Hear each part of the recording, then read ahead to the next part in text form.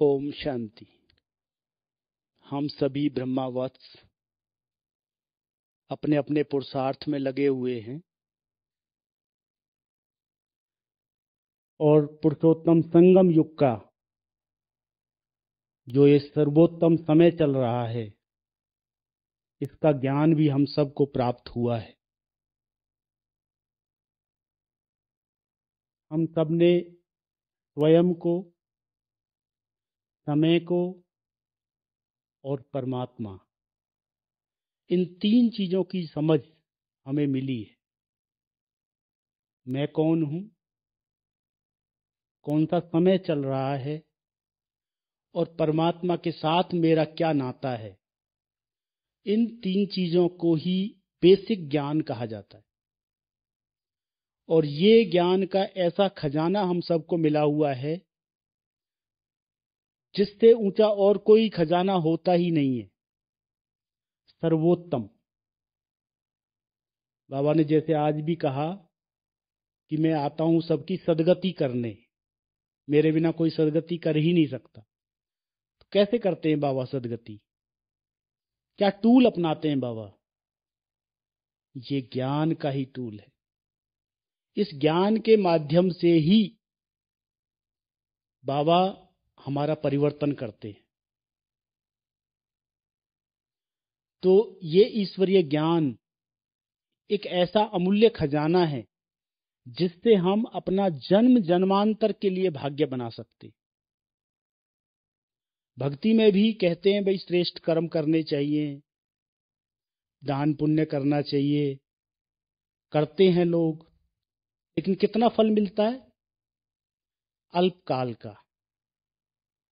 ज्ञान मार्ग में क्योंकि हम समझ से करते हैं, हम परमात्मा को जानकर करते हैं, तो उसका फल कितना मिलता है? अनेक जन्मों के लिए, अनेक जन्मों के लिए। ये है ज्ञान का महत्व। अगर ज्ञान नहीं है तो भी वही कर्म कर रहे हैं आप, तो उसका फल कितना है? बहुत थोड़ा। और जब ज्ञान के साथ हम कोई कर्म करते हैं, श्रेष्ठ कर्म, तो उसका फल पदम गुना, कई गुना तक हमें मिलता है। तो ऐसे ईश्वरीय ज्ञान को हम सब रोज सुनते हैं। हम सबका सौभाग्य है कि भगवान स्वयं हमें पढ़ाने आते हैं। रोज हमें अच्छी अच्छी बातें, नई नई बातें कितनी बाबा सुनाते हैं। अगर मैं कहता हूं रोज एक पॉइंट भी कोई धारण करे तो 365 दिन में कितने हो गए? 365 पॉइंट तो आपके पास हो गए। बहुत ज्यादा याद रखने की जरूरत नहीं है, एक पॉइंट भी रोज का याद कर, तो भी आप देखिए कितने सालों से हम ज्ञान में हैं, तो कितना खजाना हमारे पास जमा होना चाहिए। तो हमें चेक करना है अपने खजानों को भी। बाबा ने संडे की मुरली में 3 चीजें बताई थी, याद है किसी को? परमात्म पालना, परमात्म पढ़ाई और तीसरा परमात्म प्राप्तियां। बहुत प्राप्तियां हैं, लेकिन मैंने जो बताया हमारा जो बेसिक जो हमें प्राप्ति हुई है वो है ज्ञान की प्राप्ति। इस ज्ञान के महत्व को हम कम ना आके, ये जो ज्ञान हमें दिया है भगवान ने, ये वो सजीवनी बूटी है, ये वो अमृत है जिसके लिए कहावत है ना, अमृत अमर कर देता है। और कोई अमृत होता ही नहीं है। ये ज्ञान ही वो अमृत है जो हम मूर्छित जैसी आत्माएं हो गई थी उनको फिर से जागृत कर देता है। जो आत्माओं में फिर से एक नई उमंग,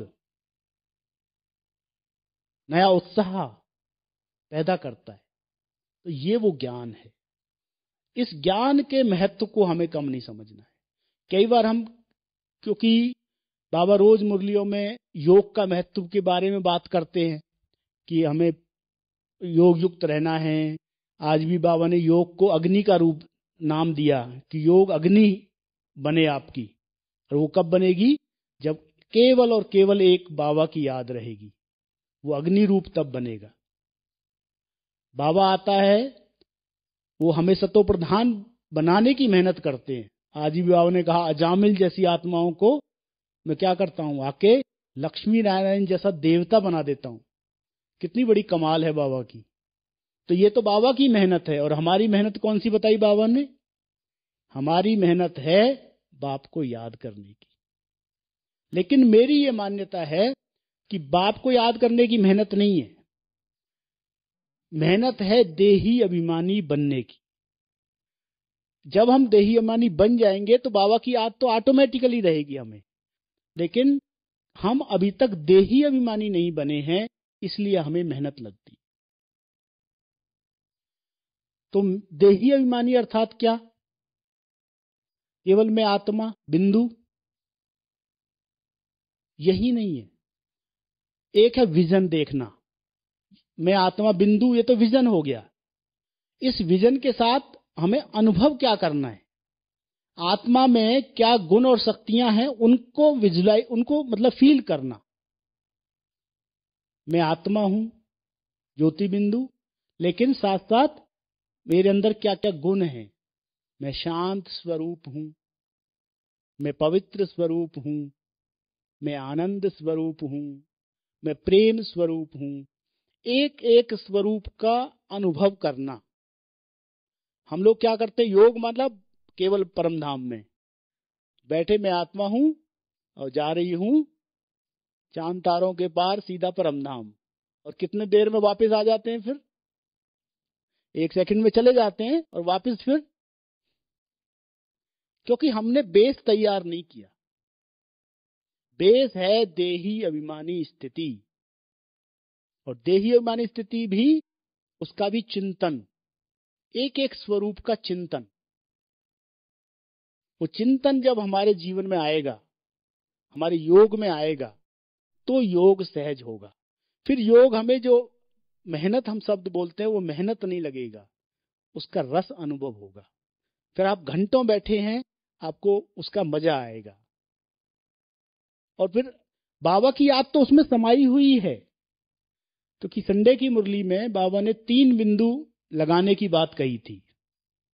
कल की मुरली 3 बिंदु याद है? माताओं को याद है 3 बिंदी? कितनी बिंदी लगानी है सुबह सुबह? कौन से रंग की बताई बाबा ने? जी, शिव बाबा, ब्रह्मा बाबा, और हाँ, ये है बाबा ने कहा स्मृति लगा, स्मृति की बिंदी। बाबा ने कहा वो हरे रंग लाल रंग की बिंदी लगाना शुरू मत कर देना। ये है स्मृति। तो सुबह सुबह अमृत वेले ये स्मृतियों को इमर्ज करना है हमें। मैं आत्मा हूं। अब इस मैं आत्मा हूं के ज्ञान में कितनी गहराई है, उसको अंदर जाओ। मैं आत्मा हूं तो सामने वाला कौन है? ये भी आत्मा है। मैं शांत स्वरूप हूं तो सामने वाला भी कौन है? ये भी शांत स्वरूप है। हम सब उस घर से आए हैं। हम जो वर्तमान में हम जो चीजें देख रहे हैं, ये तो माया का छाया है, या उसकी धूल मिट्टी है जो आत्मा पे चढ़ी हुई है। असली रूप तो क्या है आत्मा का? शांत स्वरूप है। कोई कितना भी गुस्सा भी करता होगा ना, वो भी शांत स्वरूप ही है। कितनी देर गुस्सा कर लेगा? 10 मिनट, 15 मिनट, आधा घंटा, उसके बाद तो उसको शांत होना ही पड़ेगा, क्योंकि शांति ही उसका असली स्वरूप है। इसलिए हर आत्मा का निज गुण वही है। तो उस रूप से स्वयं को भी देखना और औरों को भी देखना, यह है देही अभिमानी स्थिति। फिर है दूसरा, बाबा ने कहा दूसरी बिंदी कौन सी लगानी है? शिव बाबा भी बिंदी स्वरूप है। तो वो बिंदी कैसे लगाएंगे?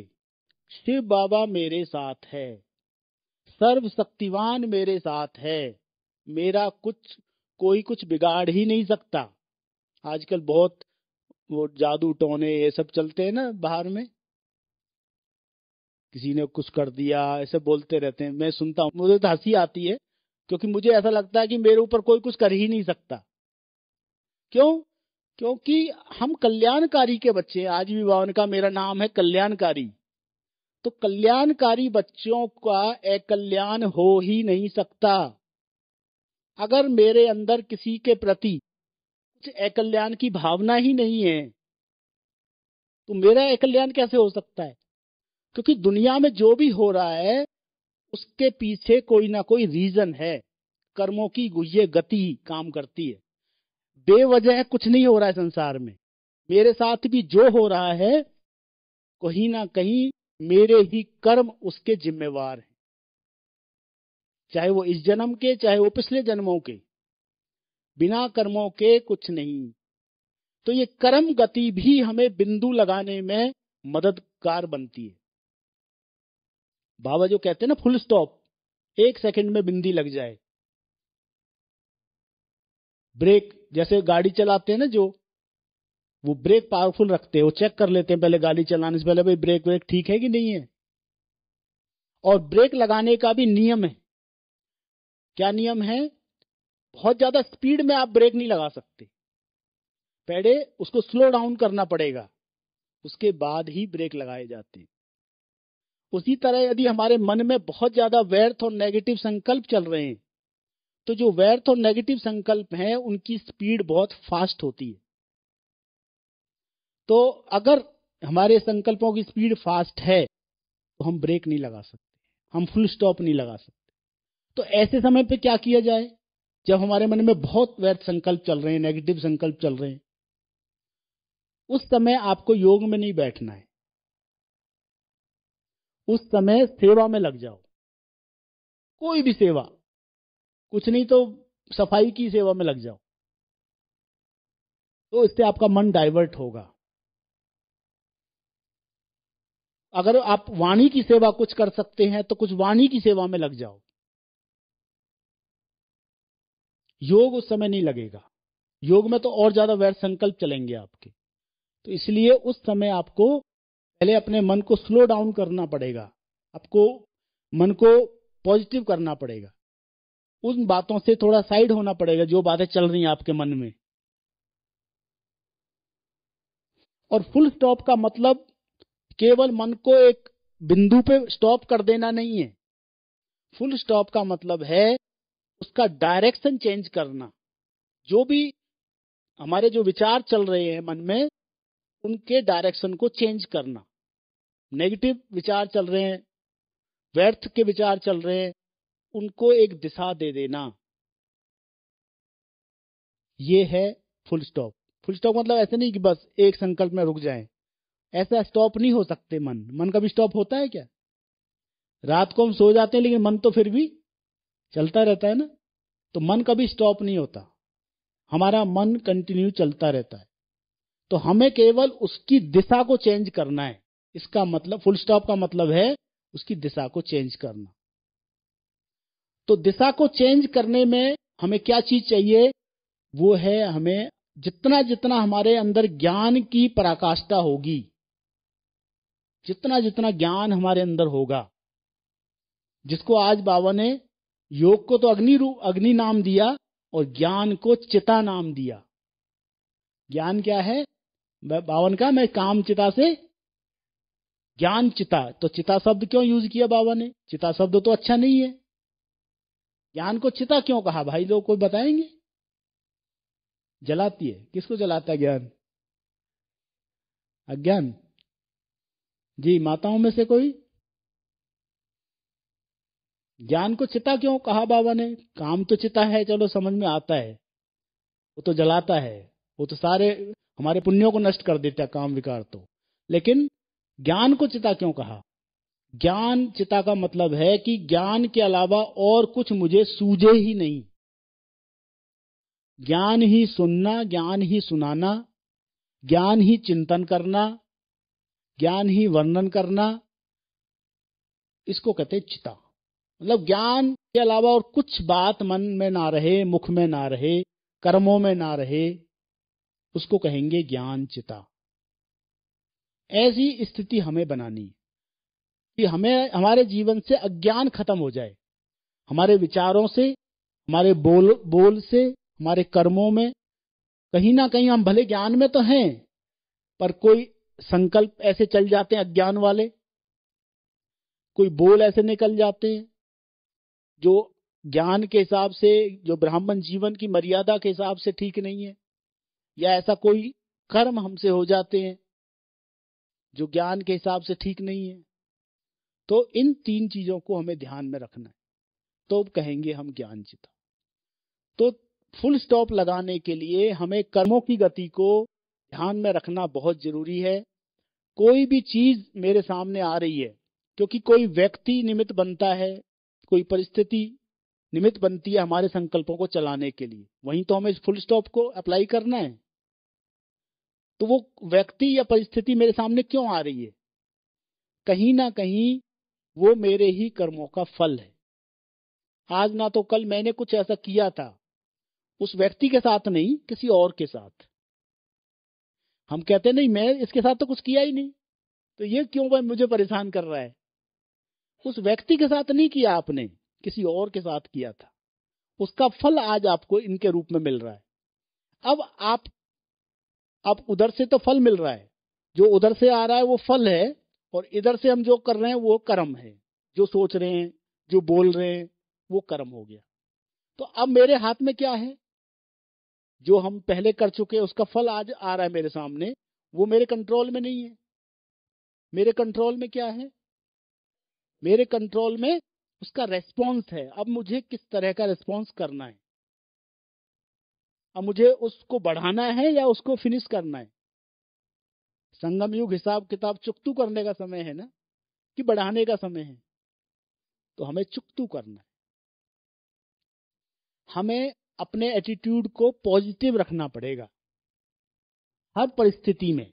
कैसी भी परिस्थिति हो, कैसा भी व्यक्ति सामने हो, हमें अपने एटीट्यूड को पॉजिटिव रखना है।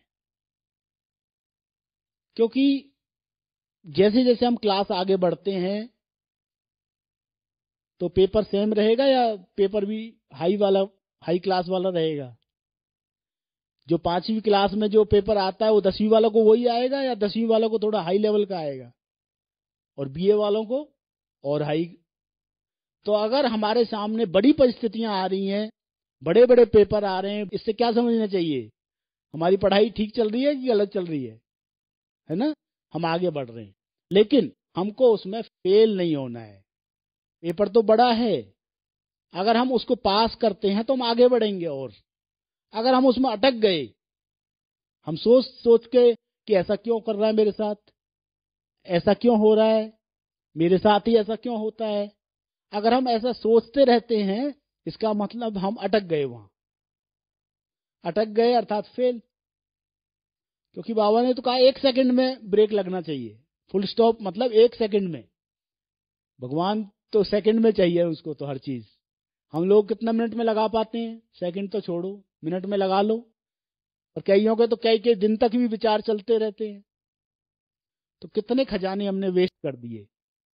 क्योंकि संगम युग पे हमारे खजाने कौन से हैं? हमारा श्रेष्ठ विचार, समय, संकल्प, यही खजाने हैं ना। इनको हमने वेस्ट कर दिया व्यर्थ की सोच में। जो हमारे कंट्रोल में नहीं है उसको बारे में हम सोच रहे हैं। तो हमें वो सोचना है जो मेरे कंट्रोल में है। तो मेरे कंट्रोल में है रेस्पॉन्स। मुझे अब किस तरह का रेस्पॉन्स उसको देना है। उसने जो किया उसका फल, उसको कर्मों की गति उसके साथ है, मेरे कर्मों की गति मेरे साथ है। और जितना जितना हम इन चीजों को फेस करते जाते हैं लाइफ में, उतने अनुभवी बनते जाते हैं। और अनुभव से बड़ा कोई टीचर नहीं होता। सबसे बड़ा टीचर है,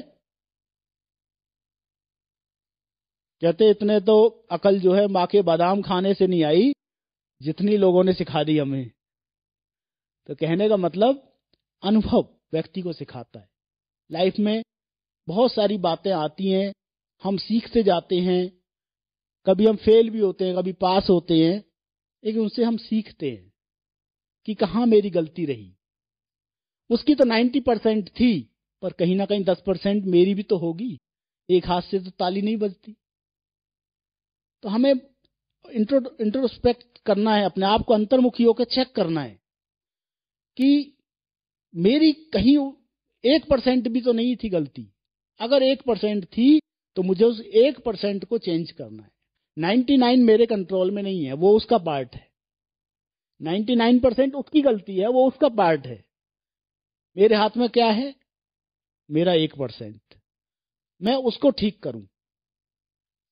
और हमें भगवान पे पूरा निश्चय है कि जो हम श्रीमत पे चल रहे हैं तो हमारे साथ भगवान है, और जिसके साथ भगवान है उनके साथ कभी अन्याय हो नहीं सकता। हम श्रीमत पे चल रहे हैं, हम भगवान का कहना मान रहे हैं ना। भगवान ने कहा है कि बच्चे सहन करो, सहन करोगे तो सहनसा बनोगे। अगर सहन नहीं करोगे, ईंट का जवाब पत्थर से दोगे, तो यहां तो आपकी जीत हो जाएगी, यहां तो आप लगोगे कि यार अब तो बहुत बढ़िया कर दिया आपने, तो आपको अपने को भी लगेगा, दूसरे भी बोल देंगे आपको। लेकिन बाबा की नजरों में, क्योंकि माँ बाप को कौन से बच्चे प्यारे लगते हैं? जो आपस में झगड़ते हैं या जो प्यार से रहते हैं?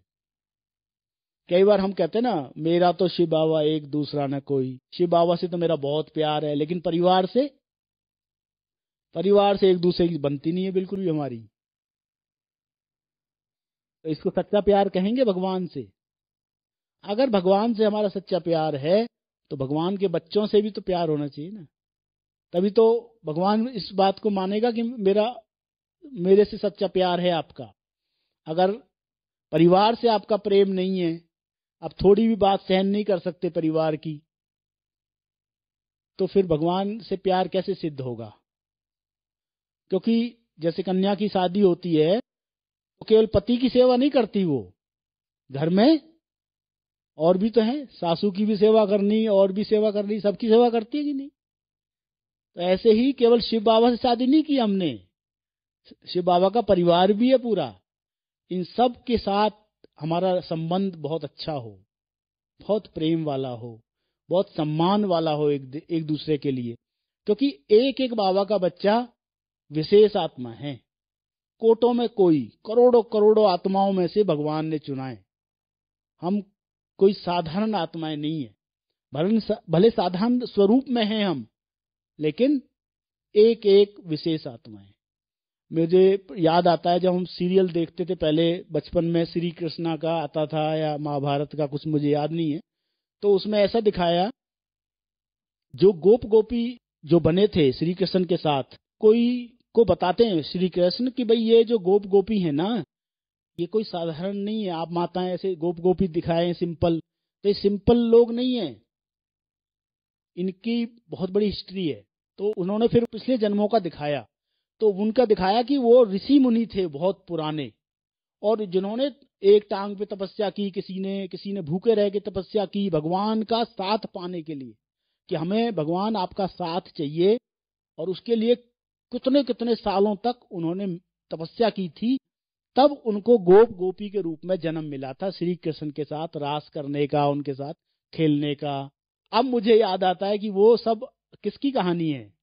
वो हम सब की कहानी है। वो हम सब इतने साल जो तपस्या की द्वापर से, जो बाबा कहते हैं सबसे पुराने भक्त कौन है? हम ही तो हैं सबसे पुराने भक्त। शिव बाबा की जो द्वापर से स्टार्टिंग से जिन्होंने भक्ति प्रारंभ की, तो वो हम हैं। तो हम भले साधारण रूप में हैं, पर हम साधारण नहीं हैं। मैंने बताया जो बेस है हमारा, वो है देही अभिमानी स्थिति। उस पे काम करो। हम बहुत जल्दी, मैंने बताया ना, बाबा के पास जाने की कोशिश करते हैं और फिर बाबा के से विदाई भी जल्दी ले लेते हैं। तो हमें वो नहीं करना है, हमें अपने स्वरूप को अच्छे अनुभव करना है।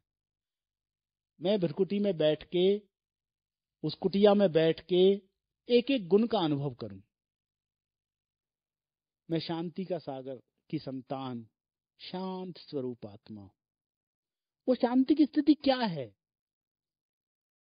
जिसके अंदर निश्चिंतता है, जिसके पीछे ना कोई पीछे का कोई सोच है भूतकाल की, ना भविष्य का कोई सोच है या चिंता है। ऐसी स्थिरता है उसके अंदर।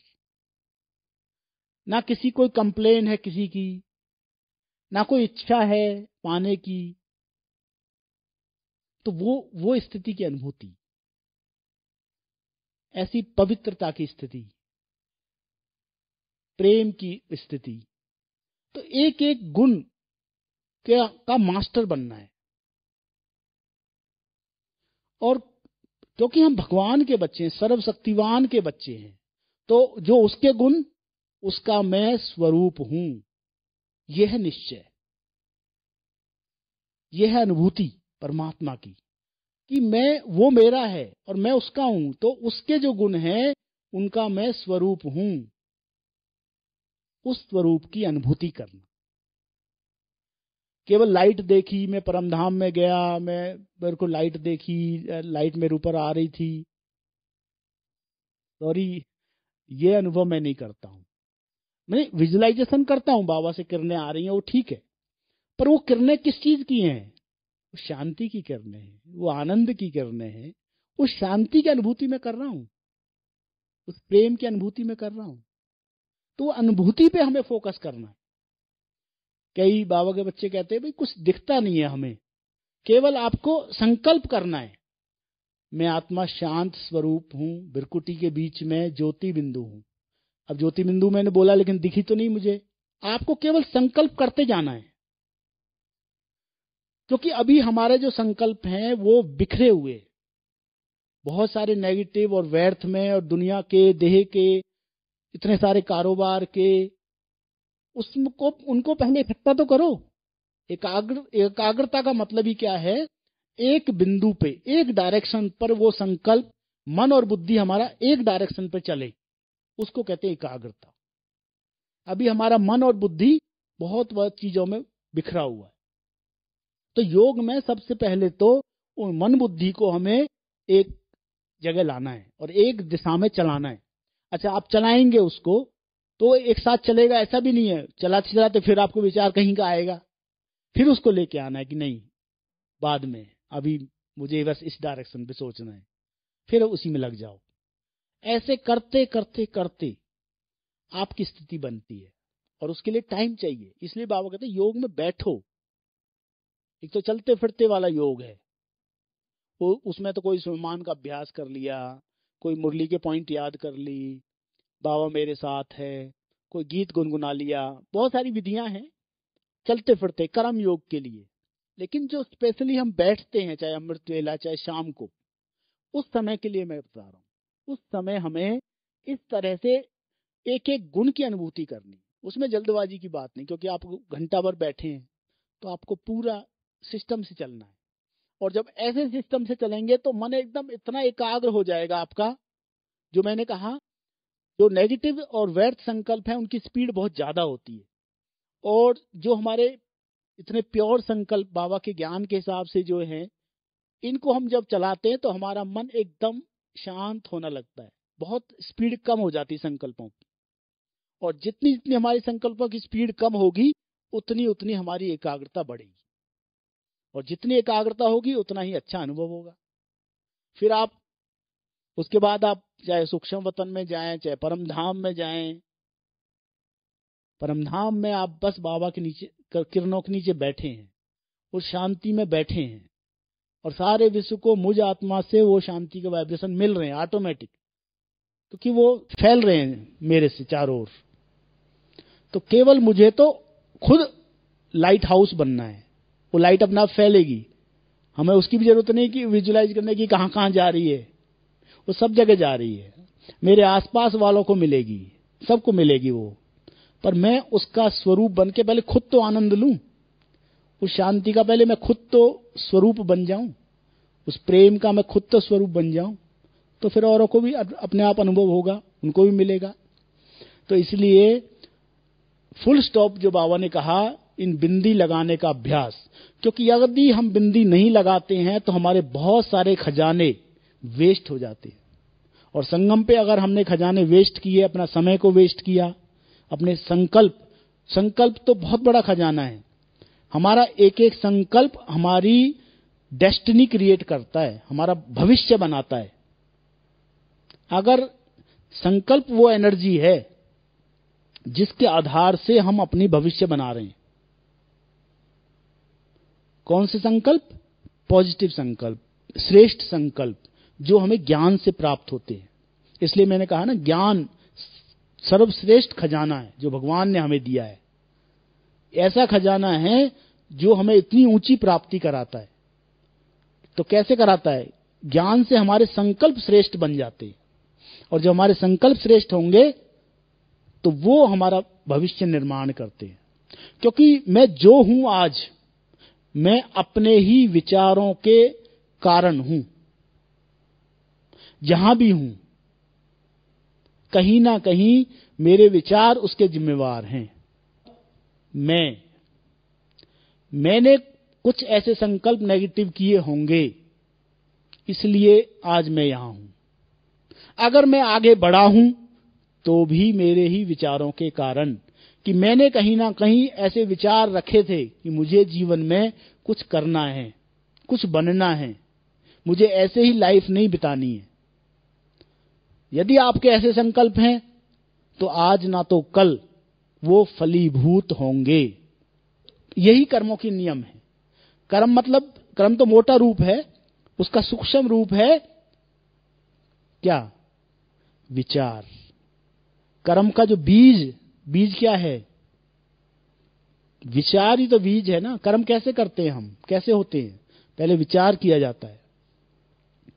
तो भक्ति मार्ग में तो मोटा रूप देखते हैं, भाई कर्म, श्रेष्ठ कर्म करने चाहिए, अच्छे कर्म करने चाहिए। लेकिन ज्ञान मार्ग में कौन सी चीज का महत्व पता चला? विचारों का, कि कर्म का भी जो बीज है वो है विचार।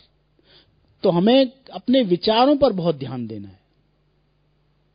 जितना हमारे विचारों को हम पॉजिटिव करते जाएंगे, श्रेष्ठ करते जाएंगे, महान बनाते जाएंगे, जिसको हम कहते हैं श्रेष्ठ स्थिति, वो क्या है? वो भी है कि हमारे मन में ज्यादा से ज्यादा पॉजिटिव श्रेष्ठ विचार चलें। भाई को बहुत सारे सवाल आ रहे हैं, और मैं खुद भी अपने हेल्थ पे काफी काम कर रहा हूं 1-1.5 साल से, तो इसलिए मुझे रहता है कि मैं आप लोगों को भी कुछ टिप्स बताऊं। क्योंकि अभी एनुअल मीटिंग में भी बात निकली थी कि बहुत सारे ब्राह्मण भाई बहने हैं जिनको कुछ ना कुछ तकलीफ हो जाती है, चलते हार्ट अटैक हो गया, शरीर छोड़ जाते हैं 50-60 साल की उम्र में, तो वो ठीक नहीं है। तो हमें एक तरफा केवल ज्ञान नहीं कि भाई हाँ बस हम आत्मा है, नहीं, शरीर भी है साथ में, और शरीर हमारा रथ है। अगर ये रथ ठीक नहीं है तो आत्मा इस रथ में बैठ के ही तो पुरुषार्थ करके संपूर्णता की मंजिल तक पहुंचेगी। अगर ये रथ ही काम नहीं कर रहा है ठीक से, तो आत्मा उस मंजिल तक पहुंच पाएगी? ये रथ है ना, तो इस रथ का भी हमें ध्यान रखना है। ये घोड़ा है, इसका भी ध्यान रखना है। तो इसमें 2 चीजें हुए, एक तो हमारा खाना पीना, डाइट किस तरह की है उस पर ध्यान देना, और दूसरा कोई ना कोई एक्सरसाइज हम जरूर करें, चाहे वो वॉकिंग करें, भाई लोग कुछ कर सकते हैं तो रनिंग या जॉगिंग कर सकते हैं, या कुछ आप घर में ही कुछ 5-10 मिनट भी अगर निकाल के कुछ एक्सरसाइज कर सकते हैं, कोई रस्सी कूद लो, बहुत सारी विधियां हैं। पर कहने का मतलब आपको कुछ एक्टिविटी करनी है इंटेंशनली। ऐसा नहीं कि वो तो हम कर्म करते ही कर लेते हैं ना, उसमें तो बहुत मेहनत हो जाती है, वो नहीं। कर्म की मेहनत अलग चीज है, एक्सरसाइज अलग चीज है, उसमें कंटिन्यूटी चाहिए, लगातार। जैसे वॉकिंग अगर करनी है तो कम से कम 45 मिनट की होनी चाहिए। भले आप शुरुआत 30 मिनट से कर सकते हैं, 30 मिनट भी आप अच्छी वॉक करते हैं। और वॉकिंग भी ऐसी नहीं हो गपसप वाली, आपस में बातचीत करते करते, ऐसी नहीं। थोड़ा आपका हार्ट रेट बढ़ना चाहिए, थोड़ा हार्ट रेट बढ़ेगा, थोड़ी सांस फूलनी चाहिए थोड़ी, तब उसको मानेंगे ये आपने कुछ एक्सरसाइज की है, कुछ मेहनत की है। और उसका बेनिफिट तभी है, अगर आपका सांस ही नहीं फूला थोड़ा बहुत, तो आपने कुछ मेहनत किया ही नहीं। तो ऐसा हमको इस शरीर के लिए हम 24 घंटे हैं हमारे पास, आत्मा के लिए 23 घंटे लगा लो, तो 1 घंटा तो शरीर के लिए भी दे दो, है ना। तो इसके हेल्थ के लिए हमें ध्यान देना। दूसरा, खाने पीने में हमें हेल्दी चीजों का बहुत ध्यान रखना है, कि हमें जो शरीर के लिए सूटेबल है वही चीजें हमें ज्यादा खानी। जिसमें मैं बताऊं 3-4 चीजें हैं जिनको हमें ध्यान में रखना है, जो शरीर के लिए ठीक नहीं है।